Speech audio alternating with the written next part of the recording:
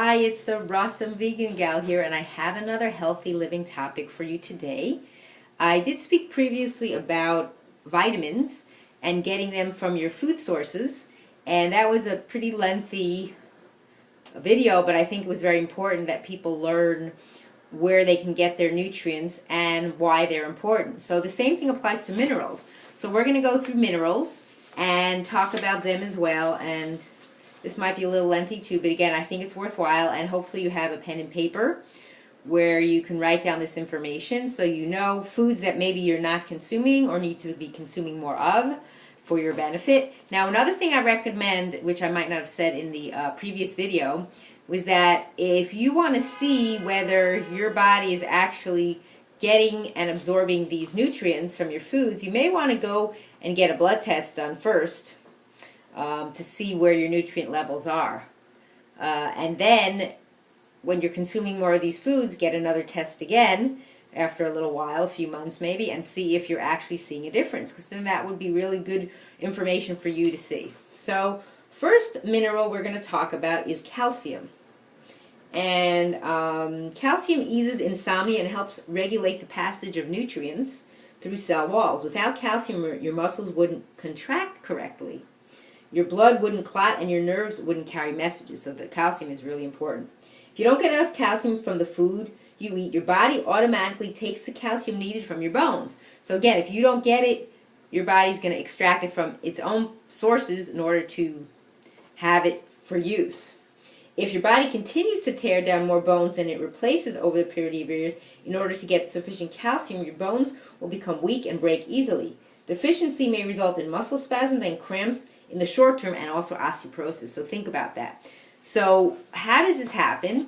Well, some of the reasons is when you eat food that's acidic to the body has to compensate to create a more homeostatic situation.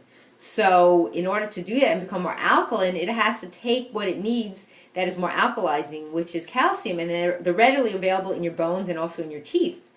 So you want to think about where you get your sources of calcium. And again, milk is not a good source of calcium. Just knock that out of your, repertoire, because that's totally bad. We're not supposed to be drinking milk from an animal, and think we're getting the calcium. You're not getting it actually. It's too acidic to the body. All animal foods are very acidic, so you want to stay more with alkalizing foods. So even fruit contains calcium, surprisingly enough, and these particular fruit sources contain more than the normal amount of calcium. They are blackberries, black currants, dates, grapefruit, mulberries, orange, pomegranate, and prickly pears. And vegetable sources, these are ones that actually contain more than the normal, but most do. Most vegetables do have some calcium in them. They're amaranth leaves, bok choy, Brussels sprouts, butternut squash, celery, Chinese broccoli, French beans, kale, okra, parsnip, spirulina, Swiss chard, and turnip. Nut, seed, and grain sources would be almonds, amaranth, Brazil nuts, filberts, which are also called hazelnuts, oats, pistachios, and sesame seeds. And so again, make sure calcium is a very important mineral, so you want to make sure you get enough of that in your body. Okay, now copper. Copper is involved in the absorption, storage, and metabolism of iron and the formation of red blood cells. It also helps supply oxygen to the body. The symptoms of a copper deficiency are similar to iron deficiency anemia. So most fruits contain a small amount of copper, but kiwi fruit actually has a significant amount. So that's good to know. If you like kiwis, or if you haven't had any kiwis lately, you might want to get some. Other fruit sources are avocados, blackberries, dates, guava, kiwi, which I mentioned, lychee, mango, and passion fruit. Okay, and also pomegranate. And now most vegetable sources do have some copper, but lima beans have a significant amount. Other sources would be amaranth leaves, artichoke, French beans, kale, lima beans, parsnip, peas, potatoes, pumpkin, spirulina, winter squash, sweet potato, Swiss chard, and taro. Taro is a potato. Most nuts contain a trace amount of copper. They are so the nut, seed, and grain sources for copper would be Brazil nuts, buckwheat, cashews, chestnuts, filberts, oats, sunflower seeds, and walnuts. Okay, next mineral we're going to talk about is iodine. Iodine helps regulate the rate of energy production and body weight and promotes proper growth. It also promotes healthy hair, skin, nails, and teeth. In countries where iodine is deficient in the soil, rates of hypothyroidism, goiter, and retarded growth from iodine deficiency are very high. In developed countries, however, because iodine is added to table salt, iodine deficiencies are rare. So they don't list specific fruits, vegetables, or grains, or nuts, or seed sources for iodine, but they say that fruit grown in iodine-rich soils contain iodine, vegetables grown in iodine-rich soil, nuts grown, so all these, if they're grown in iodine-rich soils, they're going to contain iodine. Next is iron, which is a very important mineral. Most at risk of iron deficiency are infants, adolescent girls, and pregnant women. Iron deficiency in infants can result in impaired learning ability and behavioral problems. It can also affect the immune system and cause weakness and fatigue. To aid in the absorption of iron, eat foods rich in vitamin C. At the same time, you eat the foods containing iron. The tannin in non-herbal tea can hinder absorption of iron.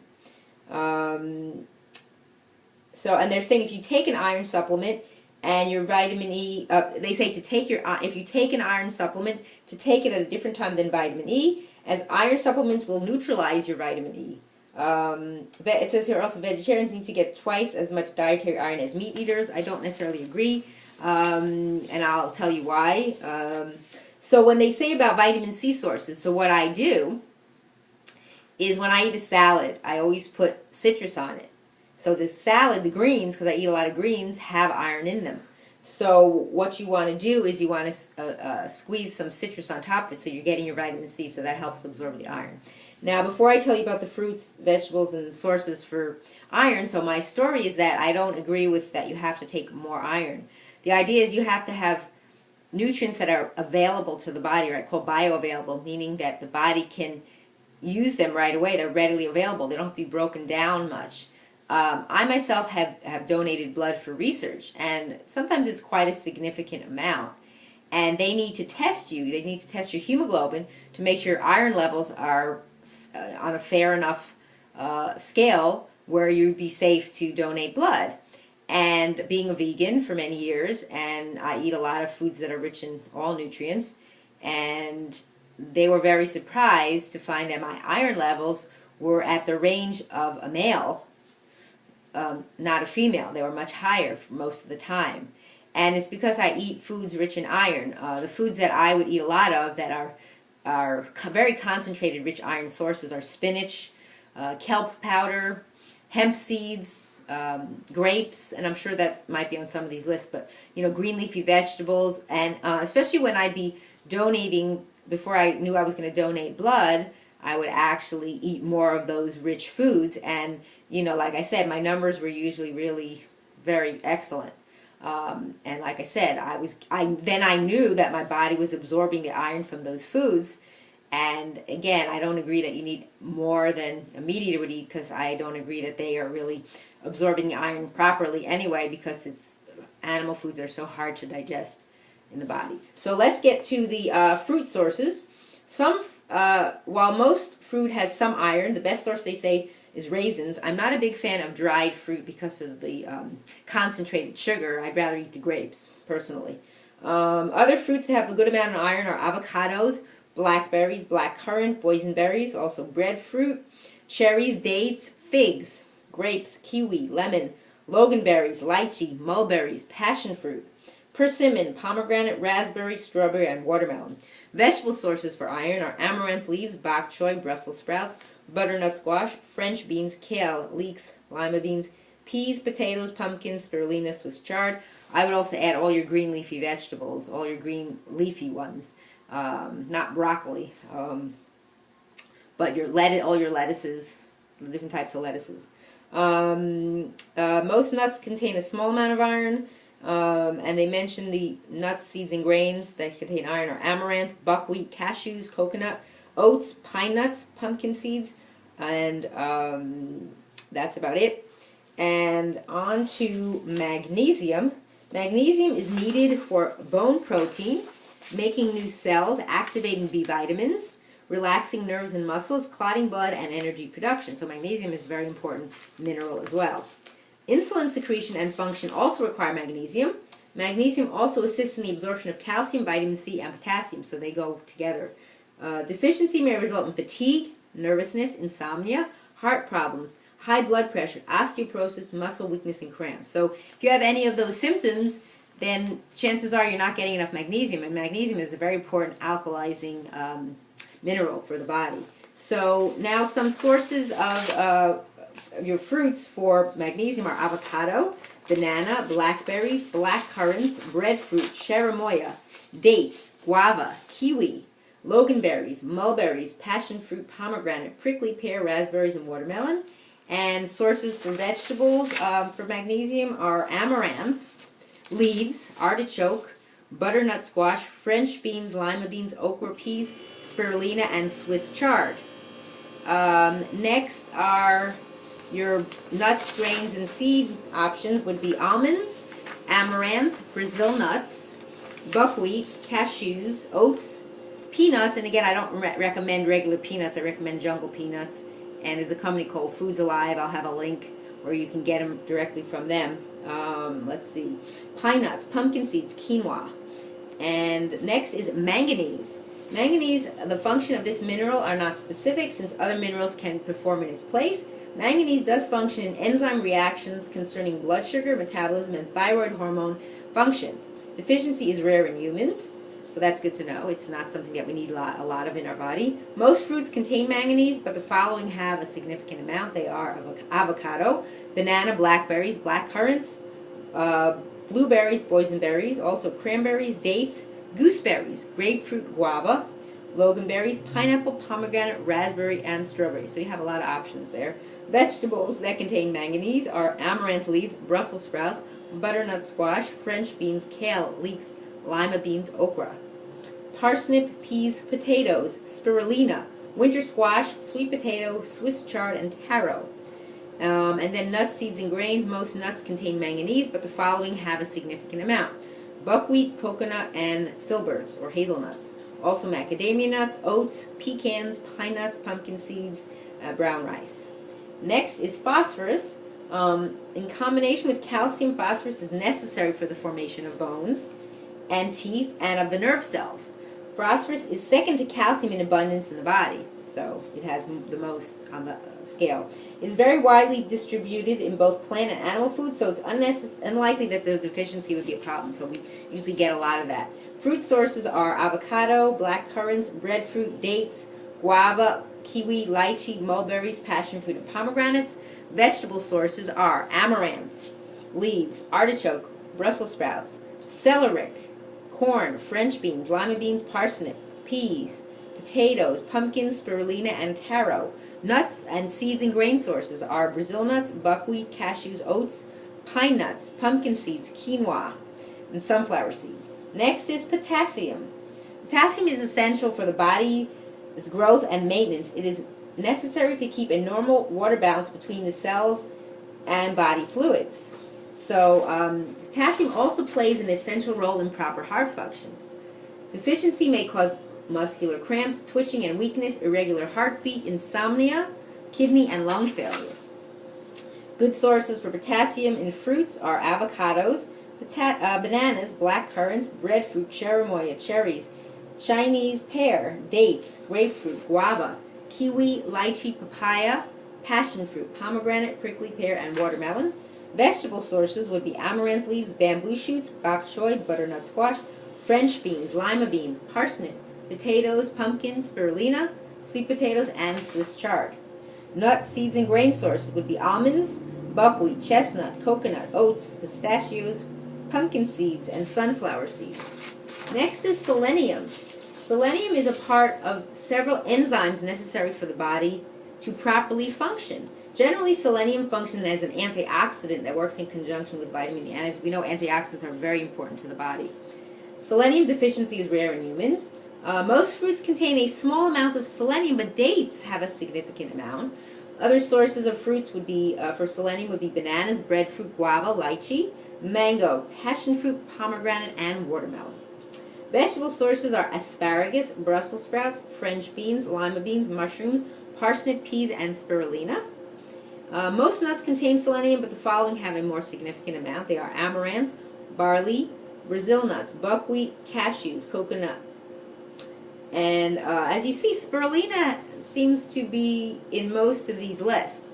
If you've never had spirulina before, you can buy it in a powder form. There's a specific brand that I really recommend. It's called Health Force Nutritionals, and I'll have a link. They have really good powder sources, and their founder, James Sheridan, he is so hardcore. Like, he calls his products beyond, like, he calls, what does he say, beyond vegan? He has a term for it, but it's like, I mean, beyond organic.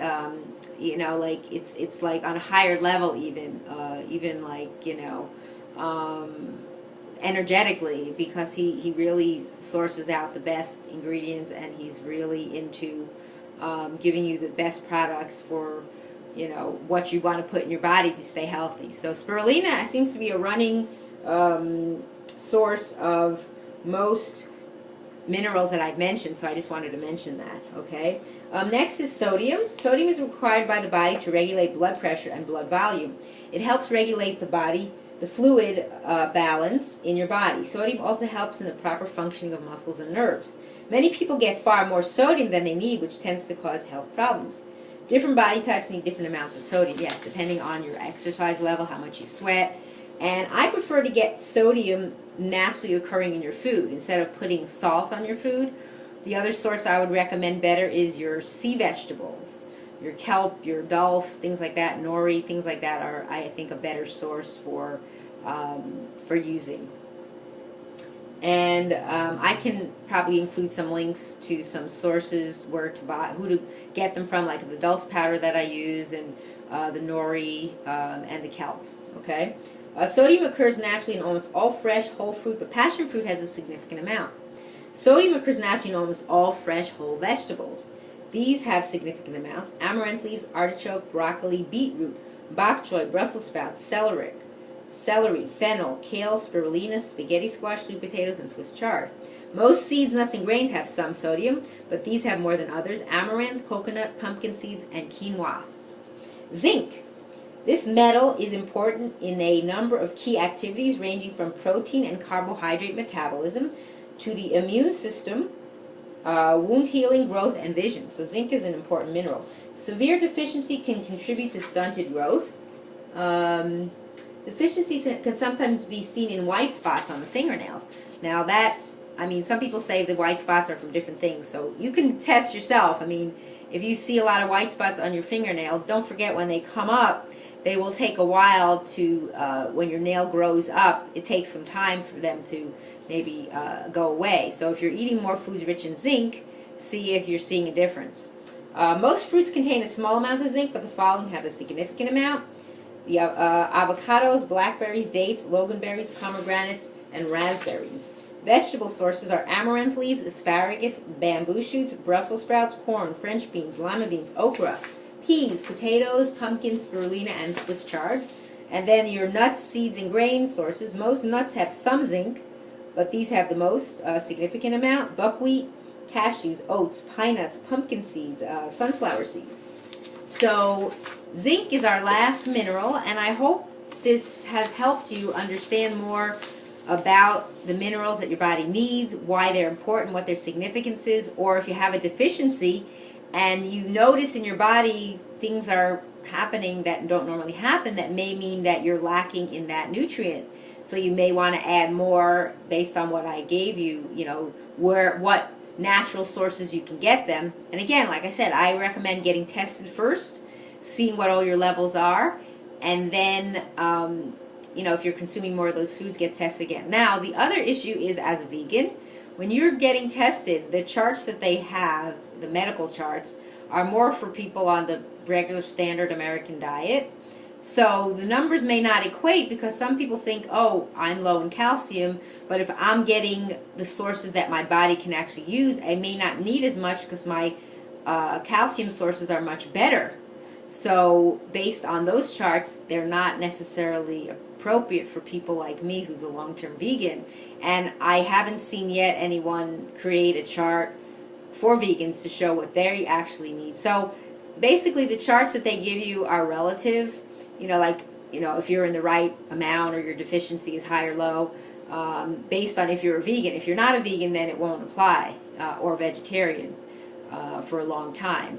But then you shouldn't hold so much regard to exactly what they're saying, especially if you're not getting any of the symptoms that I mentioned for lack of those nutrients. Then you shouldn't really have to worry. If you are getting those symptoms in, yes, that's probably a sign that some of those things, your body's running amiss. The body is amazing. It tells you what's wrong, and then based on that, what your body needs, like what I mentioned. So yeah, I hope this really helps out, and I thank you for watching. It's the Rawesome Vegan Gal.